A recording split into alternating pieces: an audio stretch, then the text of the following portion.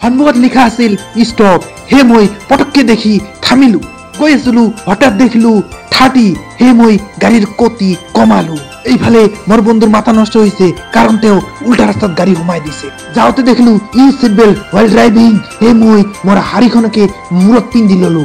লিখা আছিল welcome to Kakoijana, কিন্তু নিজৰ ফটোখন চাই ভয়তে কেঁকুয়া লাগি গলো। ভয়ে সোমাই গলো। আৰু কি কৰিম, কৰিবৰনো আৰু কি আছে। সন্মুখত লিখা আছিল সংৰক্ষিত এলেকাত যান বাহন প্ৰৱেশ নিষেধ। সেই মই লেণ্টা বাইকখন গেটৰ ওপৰতে ৰখি আহিলো। এইফালে নাজানো কোন এক বান্দা গাৰ্লফ্ৰেণ্ড হেৰুৱাৰ কাৰণে বহি কান্দি আছে। সেই মই ৰখিব নোৱাৰি তাৰ লগত এটা ফটো উঠিলো।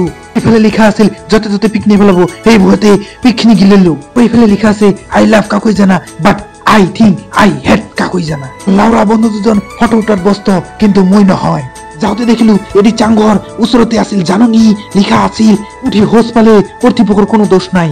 এইফালে দেখিলো স্বৰ্গৰ চিৰি। হে মই তাড়াতাড়িকৈ খোজ ধৰিলো। হঠাৎকৈ পিছফালৰ পৰা কোন এক পুলিচ অফিচাৰ ডাঙৰ এটা লাঠি লৈ ওপৰলৈ উঠিবলৈ ধৰিছে। স্বৰ্গত কিবা ঘটিছে নেকি? অঘটন, অবিচাৰ, অন্যায়। যদিওবা এয়া দেখি মোৰ মনত ভয় জাগিছিল, তথাপিও গৈ আছিলো তাৰ পিছে। পথ শেষেই নহয়। ফাইনেলি স্বৰ্গৰ প্ৰথম স্তৰত উঠিলো। দেখিলো চাৰিওফালে কি ধুনীয়া পৰিবেশ, লগতে ইয়াতে কেইজনমান সহযাত্ৰীও লগ পালো। আজিৰ কাৰণে এইখিনিয়ে। Tata, bye bye.